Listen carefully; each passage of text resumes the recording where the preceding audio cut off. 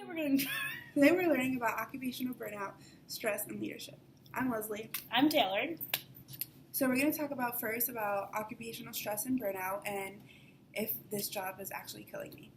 We're then going to talk about the unions in relation to the police department, the correctional officers, and the collective bargaining that happens between both parties. And then we're going to talk about leadership. Are you a leader or you're a follower? And then finally, we're going to wrap it up with all of the special challenges that the criminal justice system faces: labor relations, liability, and discipline. The book starts to discuss about Alaska, which is the fourth smallest populations among the United States. Alaska is comprised of large rural areas, which is primarily responsible for Alaska state troopers, where the primary responsibility for Alaska state troopers becomes extremely difficult because they have delayed crime notification, long response distances, and uncertainties of weather transportation. So to help them, the village public safety officers were created in 1981. They receive a quarter of the training hours, but they're first responders for law enforcement, firefighting, search and rescue, water safety, and emergency medical services within the village that they're working in. They're expected to report serious crimes to the oversight trooper, but however, there is a high turnover rate. This is because of geographic isolation, low pay and benefits, and other job-related stressors. So the criminal justice system also has many occupations that involve some degree of danger or deal with vicarious trauma working with crime victims. Positions usually require long rotating work hours, demanding caseloads, and inflexible occupational practices and other stressors. The turnover, absentee, and employee conflict increase from stressors, and they can affect the organizational performance overall. So as individuals leave the program, they're costing the organizational financial investments. So what is occupational stress? So stress can be broken down into two types of ways: stimuli and response. So stimuli is you saying, my job is stressing me out, and response is saying that my chest hurts because I'm stressed. But this statement is addressing the problem rather than actual stressor. These are both problematic definitions because they're circular and have conceptual ambiguities. So Cummings and Cooper in 1979 came up with a process model to understand the differences between stimuli and responses. According to the model, most individuals desire to operate with some steady state, described also as homeostasis or consistency. They possess goals of their future and seek to maintain that the steady state of affairs are individuals possess specific range of stability, or they are able to tolerate minor deviations from their desired states, but they may suffer from dramatic departures, for example, like unpaid leave. So this model is useful because, one, it clarifies important terminology, such as stressors. So external stressors are defined as external demands that actually produce a deviation from the steady state. Some stressors are considered routine occupational stressors that are encountered fairly regularly, compensation, work relationships, and role conflict, and that are related to the management relationships. So strains represent individuals' reactions to actual or threatened stressors, such as psychological, physical, and behavior reactions that include sleepiness, hypertension, and irritability. Stress is used to describe the overall process of the causes, outcomes, and process of how stress comes about. So number 2 is the introduction of coping into the discussion of occupational stress. And 3 is workers' evaluation of stressors and whether any deviations are beyond the individual preferred range of stability.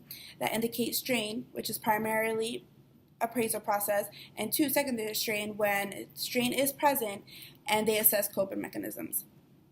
So major stressors affecting criminal justice workers start with the factors that are inherent in the task. So many stressors are from the job itself, the presence of danger, long irregular work hours, and general workload. So dangerousness is one of the most significant in the criminal justice field. For example, correctional facilities are bound to experience overcrowding issues, such as the Alabama prison example in the book. Overcrowding contributed to their own strain, and it jeopardized their safety and increased facility violence among stressors. Overcrowding contributed to their own stress, which jeopardized their safety and increased facility violence. Scheduling of work is also difficult and causes strain. One study studied work shifts in departments for 6 months and found that 10-hour work shifts 4 days a week. They slept more. They slept more during off-duty hours. They worked fewer overtime hours, and they reported higher quality of life. While the 12-hour work shifts, they presented sleepiness and lower levels of alertness. This because of their longer periods without days off, their lacks of breaks during shifts, and difficulties arranging leave. So workload is another stressor. So Finn and Cook in 2003 note that high caseloads, excessive paperwork, and deadline have a stressing result for individuals and make it difficult to supervise their caseloads properly. This results in workers taking their work home or working unpaid overtime. This illustrates quantitative workload, which is an indication that the workplace demands exceed the time available to complete the work. And it also represents qualitative overload, which is a situation that occurs when an individual lacks the skills or knowledge to perform a task. So individuals experience strain if their work role lacks clear definition or definite expectations. For example, police officers tasked with fulfilling a community policing function without understanding what such a role requires, they are unable to fulfill these responsibilities because of absent direction on the appropriate role. Work role involves two or more competing demands, which is role conflict. Role conflict is when there's two or more demands that are present but are in opposition with each other. So this ends up being that you're fulfilling one and you're sacrificing the other one. A negative relationships at work with organizational supervisors, subordinates, and peers can cause strain with positive relationship, while positive relationships may moderate the influence of stressors.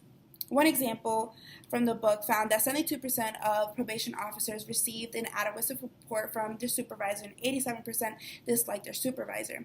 While peer relationships are also important, they found that relationships among male police officers were significant and negatively related to physical and psychological strains. They stated that positive work relationships would counteract this negative impact on well-being of male police officers. Negative relationships may also lead to workplace bullying. Workplace bullying is defined as repeated aggression directed at a victim because of some power differences from, for example, rank, experience, and prestige. Workplace bullying is either threat to professional status, threat to personal standing, isolation, overwork, or destabilization. Cartwright and Cooper argue that the lack of job security, fear of losing their job, obsolete, or retirement, and numerous performance appraisals create pressure and strain. Whitehead found that 36% of probation managers satisfied the pay and 9% satisfied with available promotion opportunities. Cheek and Miller found that the lack of adequate pay was ranked 17th out of 709 possible stressors.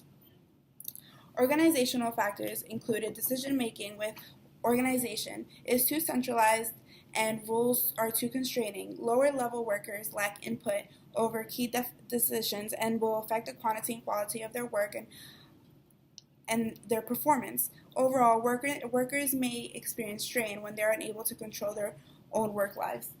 Cooper argues that the effect of work pressures such as fear of job, work overload have significant stressors on families of employers. Police women have to deal with working overnight and coming home to domestic partnerships, and they have responsibilities of wife and becoming a mother. Sometimes they're too tired to come home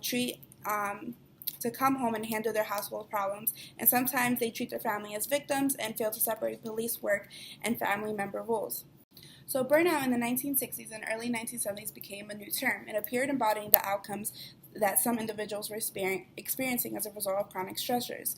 Bradley in 1969 argued that the break from job demands would presumably allow the worker to return to the job with renewed rigor and avoid the burnout phenomenon. So what is burnout? Most definitions say it is the component of emotional exhaustion. While emotional exhaustion is defined as depletion where workers feel they are no longer able to give of themselves at a psychological level. A study in 1988 defined burnout as a persistent negative work-related state of mind in normal individuals that is primarily characterized by exhaustion, which is accompanied by distress, a sense of reduced effectiveness, decreased motivation, development of dysfunctional attitudes and behaviors at work. This definition leads individuals to view themselves as less efficient in their work, feeling that they are not accomplishing their own or their organizational goals. Burned out workers become increasingly detached and are cynical towards others in the workplace, particularly their clients, and distance themselves from the work altogether. Overall, the most commonly exploited definition of burnout is a syndrome of condition involving a combination of emotional exhaustion, depersonalization, and diminished sense of personal accomplishment that most commonly affects workers in human service fields. Burnout is described as the erosion of engagement with the job. An engaged worker exhibits high energy involvement and feelings of efficacy rather than exhaustion, depersonalization, and diminished feelings of accomplishment. So the acceptance of the definition of burnout compromises emotional exhaustion, depersonalization, and diminished sense of accomplishment, which is related to the use of Maslach's burnout inventory, which measures burnout among individuals. The original MBIs includes 22 items measuring each of the three dimensions. They answer questions about how frequently and how intensely they experience each of the attitudes or feelings that constrains with survey items such as emotional exhaustion and depersonalization. 2 additional versions were created, which focused on teachers and designed for non-human services occupations and addressed more general attitudes toward the job. In 1983, it was theorized that depersonalization occurs early in the development of burnout and that the human services workers develop a type of detachment from their clients to cope with the demands of the job. For example, probation officers may avoid becoming emotionally involved with offenders because the offenders that are struggling with drug addiction. One day, their work may require enforcement of conditions of community supervision. The progression of burnout occurs in 8 phases. In each dimension, they score from high to low on the MBI, and each phase represents the possible combinations of high and low. They do not need to proceed through each level, and they do not need to start at phase 1. Some workers may experience chronic burnout and progress through many of the phases as stressors worsen. Others experience acute onset. Quartz and Daughtry 1993 used a 3-category classification to group commonly studied burnouts: job and role characteristics, organizational characteristics, and personal characteristics. It was found that physical contact and other threats were potent predictors of burnout among samples of police officers. Contact with suspects is intertwined with these stressors. They also found that burnout may result from the policies and practices of the organization as a whole. Research found that detective leaderships increase the likelihood of subordinate burnout, and organizations may contribute to the burnout by failing to provide a supportive environment, especially from supervisors. Individual characteristics such as gender, age, personality may moderate the effects of job and organizational stressors as burnout.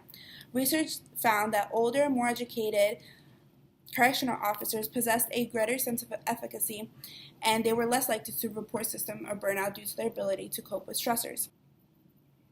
Outcomes of stress and burnout include psychological, physical, and behavior. Psychological is depression, anxiety, and post-traumatic stress, while physical is symptoms of strain as body aches and pains, high blood pressure, heart disease, and behavior is to address stress and burnout. To deal with occupational stress, usually focus more on individual coping or effects of stress rather than the actual stressors than producing strain. Stress is treated as an individual disorder instead of organizational dysfunction, which is the real problem. Stress and burnout interventions are broken down into 3 categories. Primary interventions, which are somehow reduce or modify the intensity of stressors within the organization. They're directed to the broad categories such as inherent in the task and home interface. Secondary interventions ignore the stressors themselves and address the ways individuals respond to them instead. Tertiary interventions provide aid with negative strain outcome, health consequences, aggression, absentee, psychological difficulties appear. All 3 of these stressors are necessary to create a resilient workforce. We're going to head into the first article, that is a qualitative assessment of stress perceptions among members of a homicide unit. This focused on stress and coping among law enforcement personnel. Scholars agree that the members of policing profession are subject to a multitude of stressors and are correlated with negative events on and off the job. However, there is a disagreement as the dimensions of stress experienced by police officers, how to most effectively measure said dimensions, and how the kind of levels of stresses vary across demographic and the department size and location. The study used homicide units because, one, they have unique characteristics associated with the occupational context of doing homicide work. Two, caseload is generally lighter, but they are always on an on-call status. Three, acute stress levels are high because of long work hours, reconstruct events and chaotic crime scenes, comprehend a breadth of forensic science, and work with uncooperative witnesses and suspects. And four, the unique aspects related to organizational context of homicidal work. Homicidal work have the highest priority in crimes, but still are expected to be solved and have a resolution immediately. By examining how stressors emanate from the way that work is organized and operationalized, they hope to better inform ongoing conceptual and methodological discussion of stress within law enforcement. So stress comes from two broad areas: occupational stress, which is task and inherent dangers of police work and roles, and organizational stressors, which are the day-to-day aspects of the job structure. They can also come from other agencies that the law enforcement work closely, like courts and public officials. Race, such as non-white officers, tend to report higher levels of stress than white officers, and women who may have a token status. So the study relies on ethnographic data collected from homicide investigations deployed by a single metropolitan police department.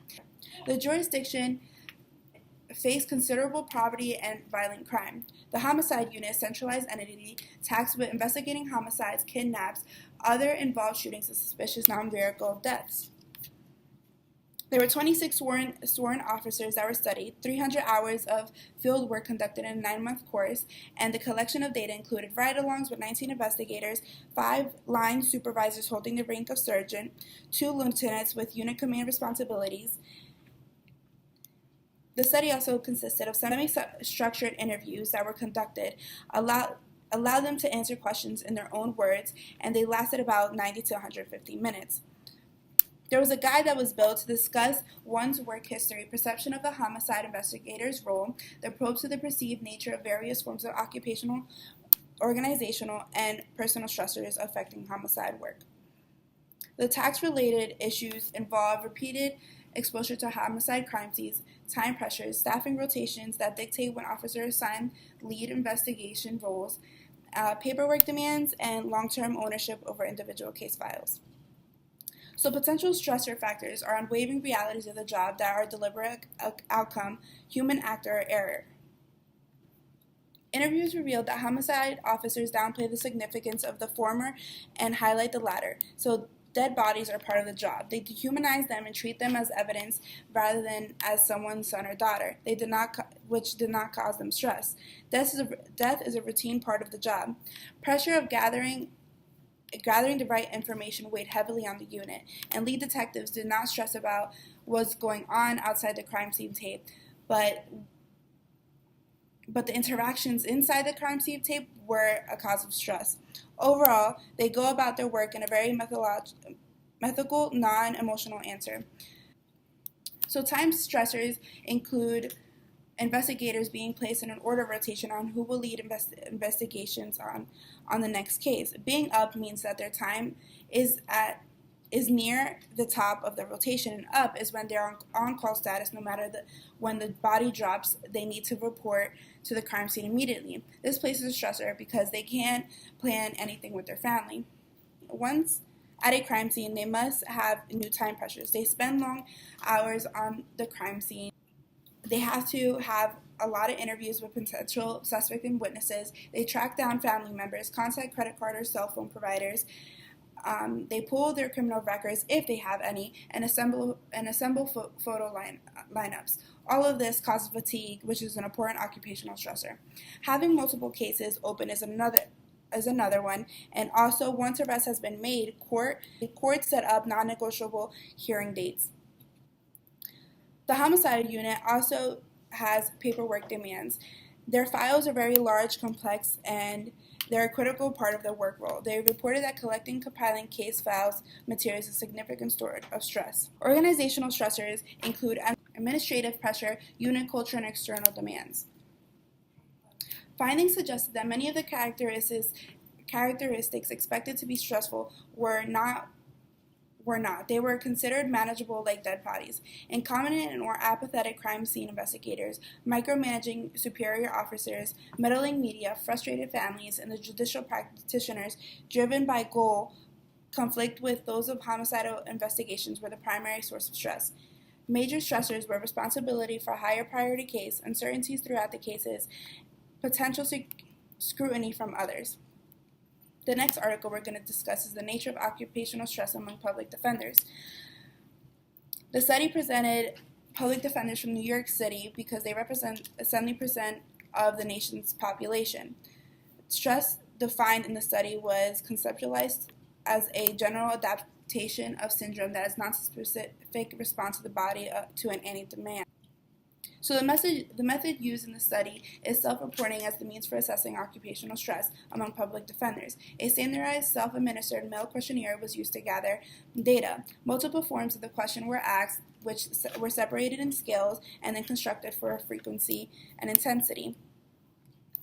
They found that 7 stressors happen more often than sometimes and at least fairly taxing. So the 7 were quantitative role overload, qualitative role overload from the unpredictability of trial occurrence, qualitative role overload from the possible trials in which there would be no defense, objective role conflict in general, objective role conflict from having to deal with upset and angry clients and their family members, objective role conflict from arguing with prosecutors, and objective role conflict from having no realistic trial options because of trial policies of punishing defendants who exercise their trial rights with overly harsh sentences.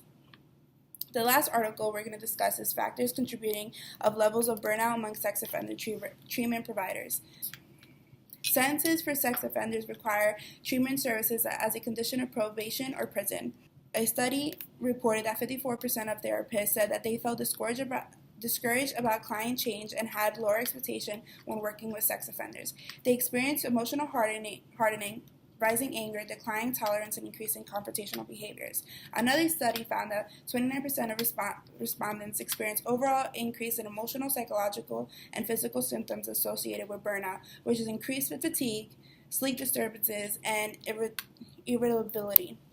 Sex offender treatment providers are more susceptible to burnout compared to therapists due to their large number of difficult clients in their caseload, severity of client problems, risk of client recidivism, and threats to providers' personal safety. The method used included information questionnaires from the MBI, as mentioned before, which were mailed to 150 randomly selected mental health providers who treat sex offenders. Half worked in inpatient facilities or prison, and the other half worked in outpatient facilities. They came from Ohio, Indiana, Michigan, and Wisconsin. 86 questionnaires were completed and returned. Additionally, respondents were asked to complete an informational questionnaire that assessed gender, number of years working with sex offenders, type of facilities, percentage of clients who are sex offenders, type of therapy provided, employment status, and treatment methods used. Results were compared to the sample to sub-scale normals. Relative to social service workers, sex offender treatment providers reported higher levels of personal accomplishment, similar levels of emotional exhaustion, and depersonalization. Sex offender providers working in an inpatient or prison setting reported higher levels of depersonalization. Type of facility was significant and related to 4 other predictor variables: number of years treating sex offenders, percentage of clients who are sex offenders, type of therapy, and type of intervention techniques employed. Facility was the only predictor variable that was significantly contributed to burnout. The next section that we're going to be talking about is unions and collective bargaining. We can see unions in a lot of different work environments. They're an organized association of workers formed to protect and further their rights and interests as an employee collection. The differences in these chapters we'll see between the unions in public sector workings versus unions in private sector workings. The criminal justice employees organizations, more of a loosely fit union. They started in the early 1800s. To support organizations in the police department. They fought for better pay, working conditions, and insurance benefits. The American Federation of Labor is who deems these unions.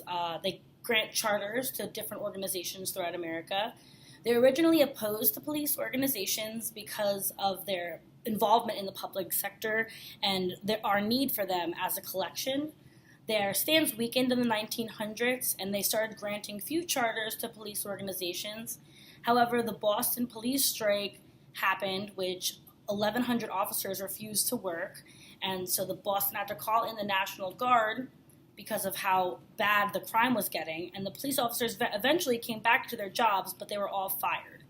So after that situation, the AFL no longer granted charters to police organizations. Until around the 1960s, the 1970s, public sector jobs were able to unionize. Now, all but 13 states have state police officer unions. In the union, if rules under the union are not followed, you can file a grievance, which is a formal complaint, and that can be filed with your employer, and it's protected under your union. The collective bargaining that happens between the employees and the employers is negotiating terms and conditions of their work with representation from both sides. You usually argue about economic benefits and working conditions. The government or the authoritative power of the organization usually resists relinquishing control to the employees, while the union representatives seek greater control of the matters and the interests to employees during this bargaining.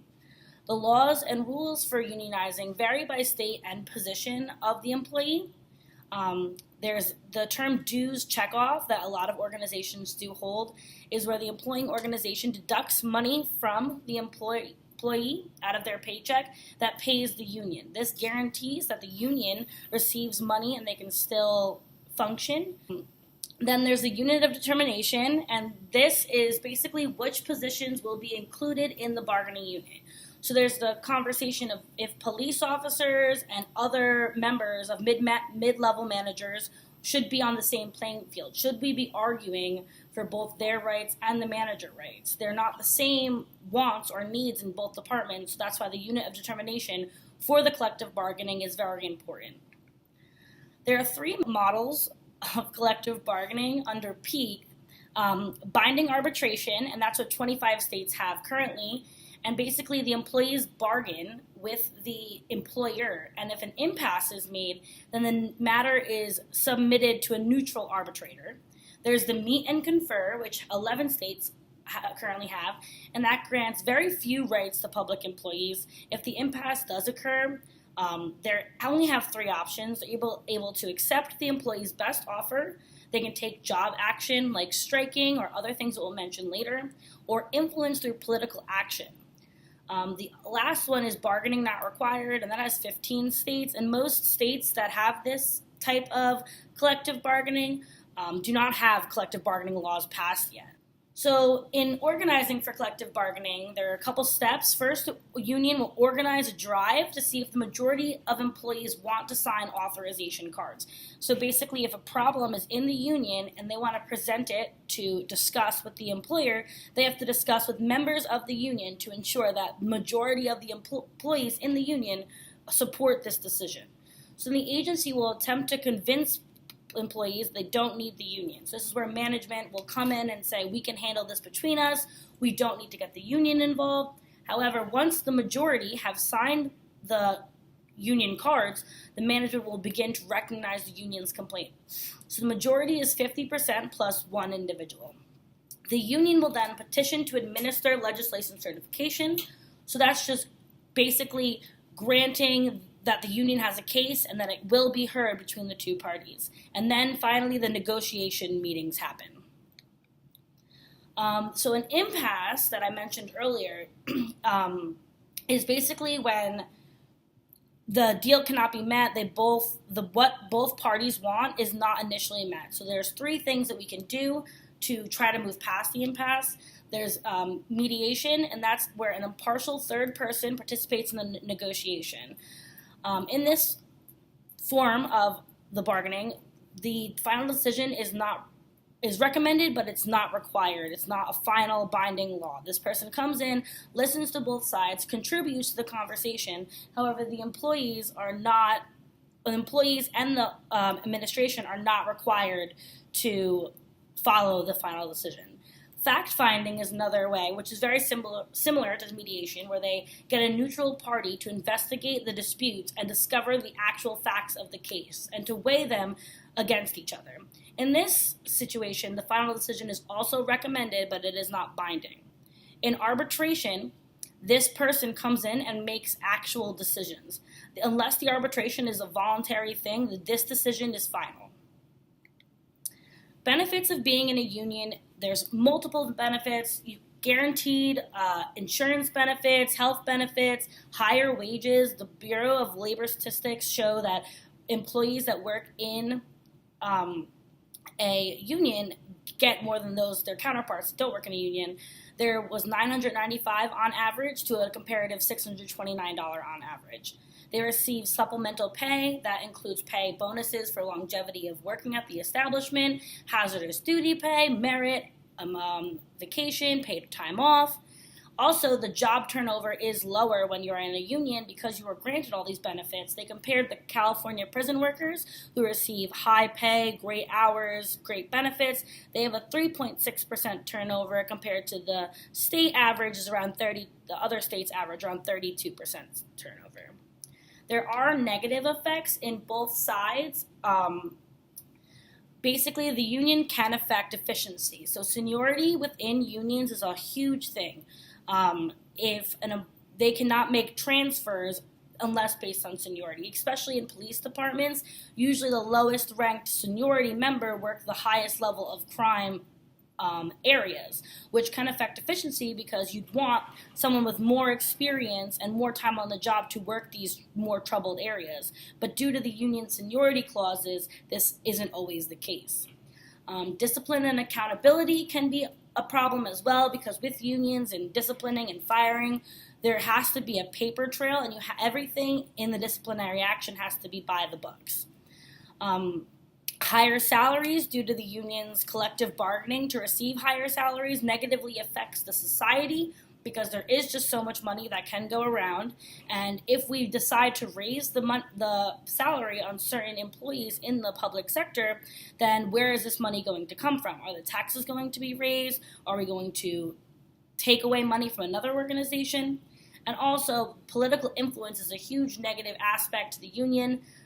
There has been multiple cases where police organizations and other organizations donate large amounts of money to political candidates that support unions so that they will maintain this power in their union. When there is a dispute and what actions are able to be taken if they cannot come to a conclusion, because they're in the public sector and not the private sector, only 10 states are still allowed to strike if you're in the public sector or if you're a police officer or correctional officer. All other states, so the 40 other states, are not allowed to strike. The reason being is there's a big difference between striking at a public sector job and a private sector job. So the differences between striking when you're in a public sector job versus a private sector job, sovereignty is one of the things listed. Basically, they say we cannot be striking against public safety. We can strike against our management and upper levels and how we're being treated, but because we work in the public, we can't be striking against public safety. Rebellion is another reason why we cannot disrupt the functioning of the community. If a bunch of police officers decided to rebel and strike, then that would disrupt all of the community. If the trash people decided to rebel and strike, all the trash would be located all over the community, which would disrupt the community. Protection is another reason. We cannot put the public in safety and jeopardize their well-being because of the organization's needs.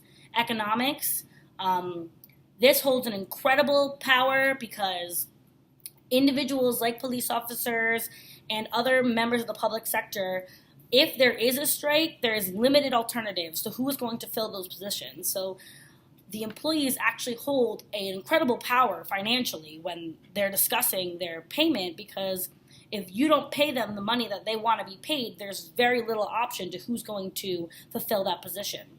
And also, again, with the money, the distortion of the political process, there is very limited funds. So if we give the money to the sergeants, then where is this money coming from? And if citizens start complaining, they can't even complain to the union. They can only complain to the elected officials. 5 most common issues that are discussed during the negotiation processes and the collective bargaining is the maximum salary for police officers, the minimum salary for police officers, longevity pay, annual clothing allowance, and the maximum amount of vacation time. Perpetuation represents the actual strike that people would perform.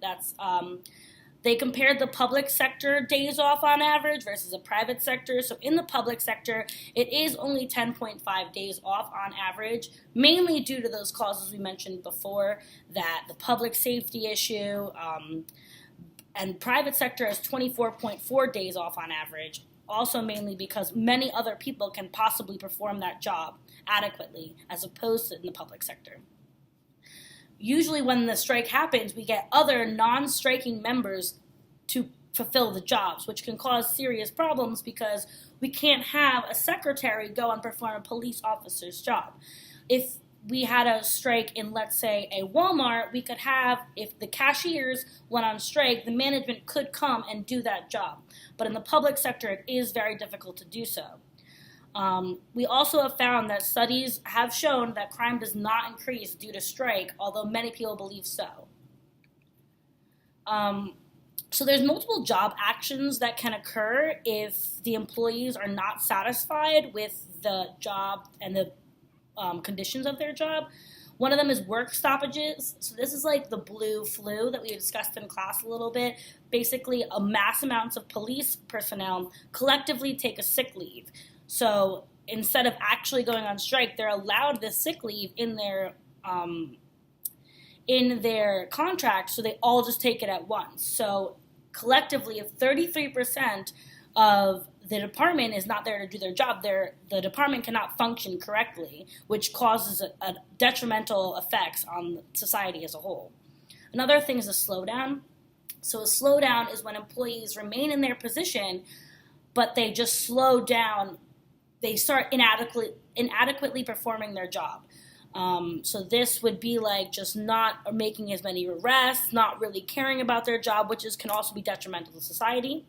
There can be a work speed up, and this is where you do an accelerated performance of your job. And this would be like when cops give a ticket frenzy. So they're pulling over every car they see, trying to give tickets to everyone. A vote of confidence is the least likely job action, and this is where you publicly display your dissatisfaction with the administration. Things to avoid. This is also under peak. He's assuming traditional labor management rules. So if you go into these collective bargaining agreements and the management comes in and tries to make it like I'm the manager and you're the employee, the conversation and the bargaining is not going to work because people are going to come in on the defense. Rushing to judgment we should avoid. Ignoring the pressures on management and union workers. So there's obviously pressure on the management to get this figured out as soon as possible, as well as the union workers. So the next one is defending the indefensible. So if an officer gets a DUI and only gets a slap on the wrist, management cannot sit there and defend that because it's an indefensible action that needs to be fixed. Number 5 would be forgetting elected officials like to keep things copacetic. So they don't want to make any waves in the community. So they want to make everyone happy. Because even if the police department's happy, if the employers are not happy, they can go back into the community and express their dissatisfaction. And that would not look good in the public. And the worst thing that you can do is trying to have the management go around the union. Once a union's established, you have to go through the union because if employees are following your rules as management, then management must follow their rules as the union. And if you don't have that mutual respect, things just will break down from there. So Colleen Cadlick does a police employee organization research. She brought up the many things that the police officers complain about. A few of them are civilian review boards, lateral entry, one-officer cars, changes in overtime procedure, disciplinary procedures, manpower allocation. And in this study, she researched on 648 police employee organizations and did a survey response. In this, she found that 70% of these organizations participate in collective bargaining. 73% of them have that due checkoff agreement, so the officers pay into the union. Employee organization perception of employee-agency relations was also touched on in this article. And it also showed that most organizations now created after the 1960s have obtained legal recognition and are able to collectively bargain with their employers. They found that employees wanted an input on many topics, and they wanted an input on policy, even if it wasn't related to employee issues. They viewed the management as not trustworthy of making decisions, and they really wished that management would talk to the lower level employees about these policies before they implemented them so they could understand what's actually happening on the ground level. And there's a Prison Officer Unions and the Perpetuation of the Penal Status Quo by Joshua Page. And in this, he was describing how 2009 prisoners in state prisons declined by 0.2%. While that is a very small amount to decrease, it has been increasing for so long, this decrease is a huge deal. So he understood that he recognized that this was probably from the power of the correctional officer unions. The reduction in prison complicated this situation because of how much power the unions hold.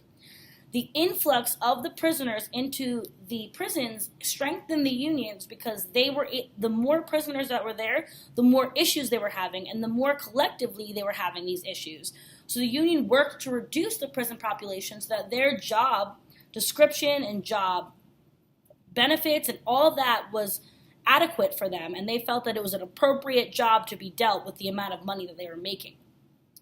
He mentions the California Correctional Peace organization, which did a very beneficial thing where they aligned themselves with victims in effort to portray to society that they don't only stand for themselves and employees of the public, but also the victims. So in doing so, they gained public support, and upper management was more likely to have to listen and agree with their demands, because now not only do they have the employees on their side, but they have society as a whole. So there's propositions for policymakers that he mentioned. He mentioned maintaining commitments. So a lot of people are afraid that if we downsize prisons, they're going to lose their jobs. So just ensuring that when upper level management says something's going to happen, that it actually happens. To challenge the dominant narrative. So to be open to change, make it personal. So get personal with people, with what they're looking for and how it will really benefit, and don't scapegoat the union. So policymakers can't blame the unions for things because the union is an entity, but it really represents the working class. A lot of people in the working class, whether it be a server at the casinos or a police officer, understand how unions work. So for upper level management to scapegoat one union, all members of other unions can understand and are affected by that and won't take highly to that. So in the 1990s, New York was known as the bloodiest year in the city's history. The city was trying to confront the city's crime problem. The New York Police Department was plagued with finding constraints, a corruption scandal, low officer morale, and difficulties implementing community public reforms. In 1994, Mayor Rudolph appointed William Bratton to lead the police department and turn around the city's crime problem. He established a vision for the department and stimulated significant organizational change. He believed that leading, inspiring, and directing middle management was the key to improving police organizations. He decentralized authority to each of the departments and gave commanders the opportunity to craft an effective crime reduction strategy consistent with area needs. Commanders were held accountable for these results. Officers were directed to enact a virtual zero-tolerance campaign against those who disrupt the quality of life. These included aggressive panhandlers, subway turnstile jumpers, drug dealers, and others. His leadership efforts led to the fundamental change within the police department, contributing to more effective use of resources and enhancing internal accountability. This section will review major strands of leadership: theory, trait, behavior, contingency, and transformational. Definitions for leadership usually recognize its social nature, referring to the relationship between individuals and the influence of an individual over another or a group. In 1957, leadership was defined as the behavior of an individual when he is directing the activities of a group toward a shared goal. Northouse in 2007 defined leadership as a process whereby an individual's influence a group a group of individuals to achieve a common goal. To lead an individual, you need to be able to understand the situation, adapt their behaviors to meet its requirements, and secure acceptance from followers, which they must satisfy individual and organizational goals. They improve group performance and achieve a range of other outcomes. Leaders provide direction and inspire workers to promote a significant long-term changes within the organization. Theories of leadership first includes the trait theory. This trait theory is characterized by a search of a set of individual traits and characteristics that are distinguished leaders from non-leaders and effective leaders from ineffective leaders. The trait theory treated leadership as a second-level trait construct composed of or highly related to more fundamental first-level trait. The constructs included physical and the constitutional factor, skills and abilities, personality characteristics, and social characteristics. Applicants for leadership roles could complete some type of personality inventory or risk assessment to help executives more systematically select strong candidates. The next is behavioral theories. In the 1940s, Ohio State University had a research program to examine observable leader behavior. This included 1,800 survey questions addressing behaviors consistent with their own conceptualization of leadership. 150 of these items were chosen to form the Leader Behavior Description Questionnaire. They asked the respondents to indicate how often leaders exhibited the behaviors contained within each statement. Responses had two primary dimensions: initiating structure, which was people provide followers with direction on accomplishing the work, and it includes behavior as initiating or maintaining standards and meeting deadlines and citing in detail what will be done and how it will be done, and the focus on task itself. The second one is consideration. This directs energies toward followers, paying attention to their needs and building camaraderie, respect, trust, and liking between leaders and followers. In 1964, Blake and Mouton came up with the managerial grid. This initiated structure and consideration, which were renamed concern for production and concern for people. They outlined 5 major leadership skills. The first one is authority obedience style, which emphasized task accomplishment above all, wielding power to complete the work and the little concern for followers. The second one was country club management. All attention is on employees to create a comfortable, friendly organization, atmosphere, and work tempo. The third one is improvised management style. This involves very little actual leadership and does only what is required to keep their job. The number 4 is middle of the road style. This achieves an adequate performance of accomplishing work and maintaining morale. The last one is team management, most effective and includes concern for both dimensions. Tasks are accomplished by motivated and satisfied employees. In 1997, a survey was administered to upper-level managers using the managerial guide to determine their primary and secondary leadership styles in the urban police department. 65% of supervisors employed team management style. 30% used authority obedience style. Engel in 2000 used the measures of relationship and task-oriented behavior along with other dimensions of leadership to produce 4 descriptive labels for police leaders: traditional, innovative, supportive, and active. The contingency theories. Fiedler worked to identify the key situational factors that shape leadership effectiveness, argued the most effective style of leadership was contingent on characteristics of the situation. His contingency theories of leadership included 2 different styles: task-oriented leadership and relationship-oriented leadership. He produced series of survey items that together produced a least preferred co-worker score. He measured an individual's leadership style, and he asked them to think about a past or present co-worker that it did not work well, then presented with a 16 favorable or unfavorable labels that presented at the extremes of an 8-point scale that actually described their least preferred coworker. The results were those who described their least preferred coworker more favorable exhibits behaviors consistent with the relationship-oriented style, which is permissive, human relations-oriented, and considerate of the feelings of his men. Those who described their co-workers in a less flattering terms are more task-oriented in their leadership style. He noted that the situation mattered to determine the leadership style that was most effective. Effectiveness on a particular leadership style was contingent on three factors. 1. Personal relationships between leaders and followers. 2. Task structure was an important consideration. 3. Leaders' position power was relevant, but the three contingencies were of least importance. Task-oriented behavior was the most effective when situational favorability was either extremely favorable or extremely unfavorable. Situational leadership theory was developed and redefined by Hershey and Blackhart in 1969.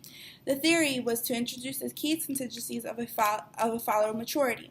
The best style of leadership is linked to the readiness of willingness of followers to handle the task at hand. So this consisted of task behaviors, which is telling people what to do, how to do it, when to do it, and who is to do it. Relationship behaviors is listening, facilitating, and supportive behaviors. People can exhibit a combination of both. Recurring patterns were considered leader styles. So these included the telling style, which is directive behavior, one-way communication, oversight, and positive and negative reinforcement in the form of rewards and punishments. The next style is selling style. This introduces two-way communication and persuasion. Participating style is decision-making is a shared responsibility between leader and follower. The delegating style, which is the last one, is granting freedom to the followers to perform the task as they see fit. This can be determined through the leadership, adaptability, and style inventory, now known as the leader effectiveness and adaptability description. The key contingency is a follower readiness. Job readiness is a peerless ability to perform a task, and psychological readiness is the follower motivation and willingness to perform a task. The path goal theory was introduced by House in 1971. He developed a third contingency theory of leadership. Leaders' role is to satisfy the motivational needs of followers, accomplished by adopting one of the four styles. The first one is directive behavior. This initiates structure or telling where the leader establishes expectation and clarifies follower behavior. Second one is supportive behaviors, satisfying followers by displaying concern for subordinates, welfare, and creating a friendly, psychologically supportive work environment. The third one is participating behavior, shared decision-making, and open channels of communication. The fourth one is achievement-oriented behaviors. They challenge followers to accomplish significant goals. Transformational leadership was introduced by James McGregor in 1978. He established the roots of transformational leadership theory. He depicted leadership as falling along a single continuum ranging from transactional to transformational leadership. Transactional leadership is a process of exchange of transaction.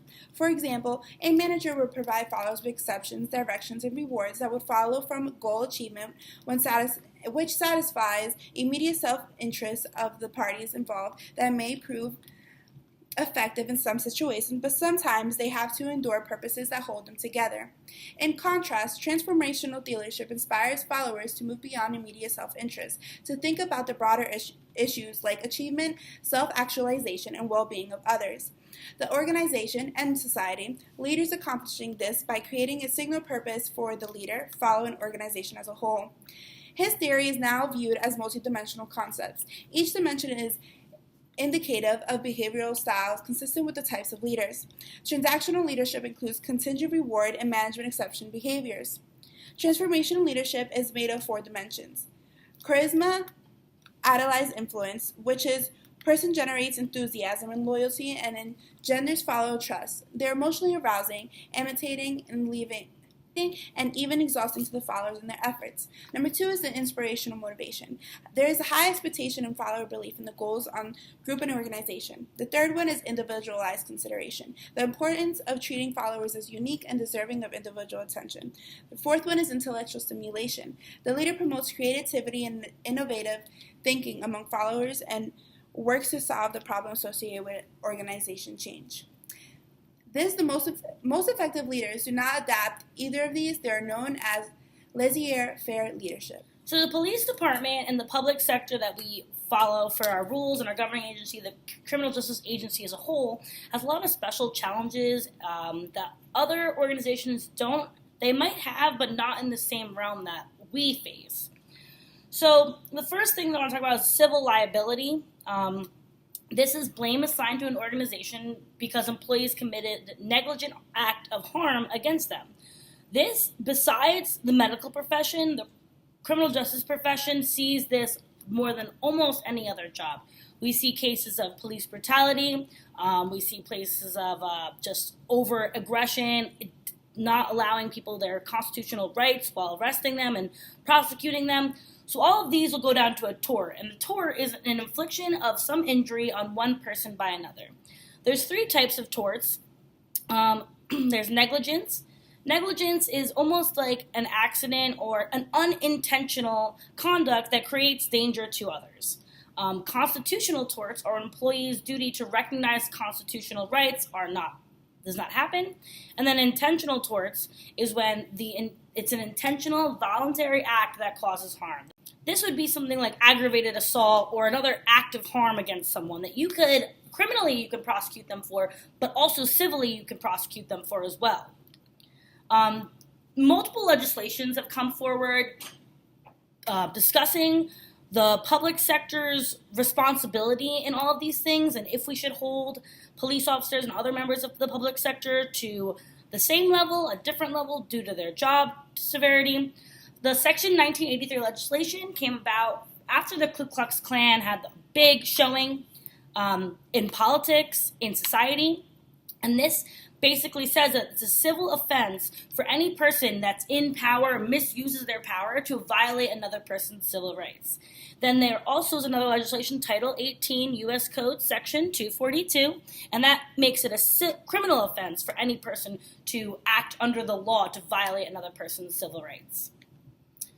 There is a duty of care that is assumed, and there are three questions on to whether or not the individual who committed the act did so, and should it be punished. So there's the proximate cause, and this would be, would the plaintiff have sustained injury without the police officer? Would the plaintiff have sustained injury without the police officer? The big notable one is in a vehicle pursuit. We just ruled in the past 50 years about that if a police officer is participating in a high-speed chase, that is causing danger to the person fleeing the crime, the individuals also en route in their daily activities, and the police officer themselves. So there was a discussion if they should participate in the high-speed chase because we're violating the Fourth Amendment right of the person fleeing by putting them in harm's way. However, the Supreme Court decided that it is allowed for the police officers to participate to catch these fleeing motorists, that it's their fault for putting themselves in harm's way.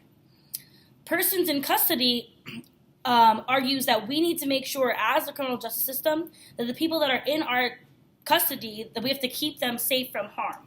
So that means that we need to make sure that they're not dying before they get brought up to be guilty or not guilty, or even in the correctional office, the correctional officers must make sure that, for example, suicides or other unlawful deaths happen in their facility. Obviously these things can happen on time, but it's a responsibility of our officers. And the last is the need to provide safe facilities.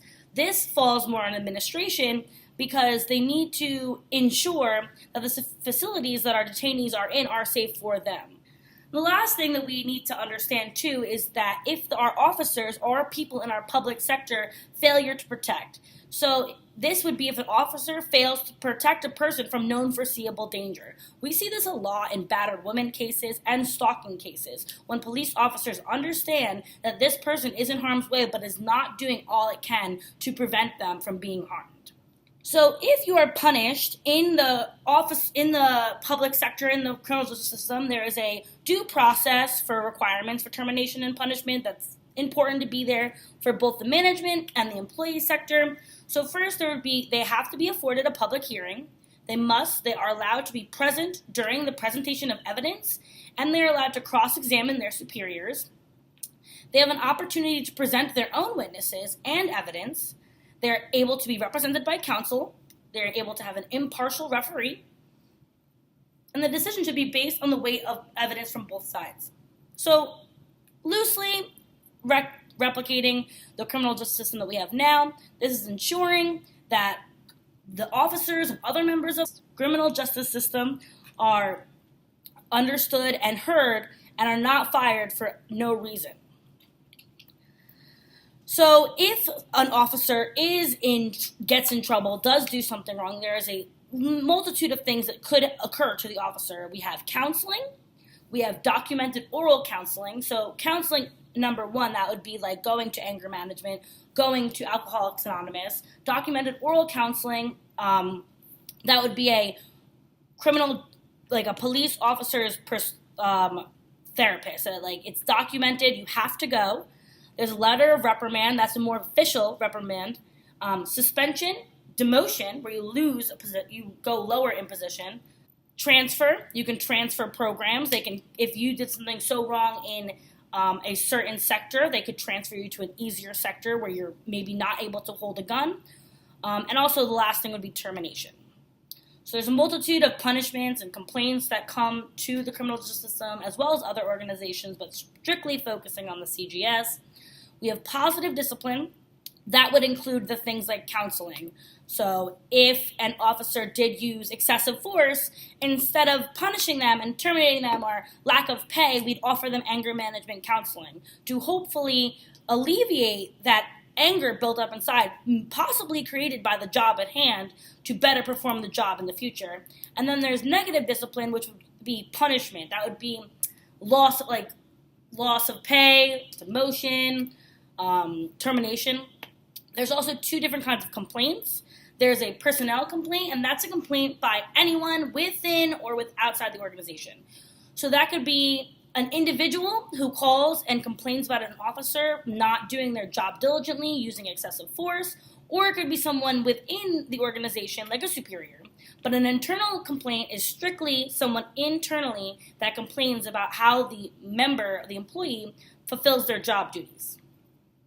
So after the complaint is created and it goes through all these steps, there's what's determined after the complaint. There's a couple different options here. There's unfounded. If it's found unfounded, that means the acts did not occur according to this judicial system. There's exonerated, which means that the acts did occur, but they are lawful. Then there's not sustained, which means that the act may have occurred, but there's insufficient evidence to rule either way.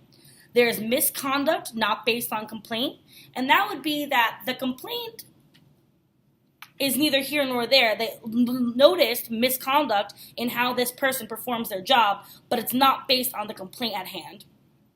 There's closed, which means that the complainant fails to cooperate, and then there's sustained. Sustained means the act did occur and the person should be held liable. Thank you for listening and learning.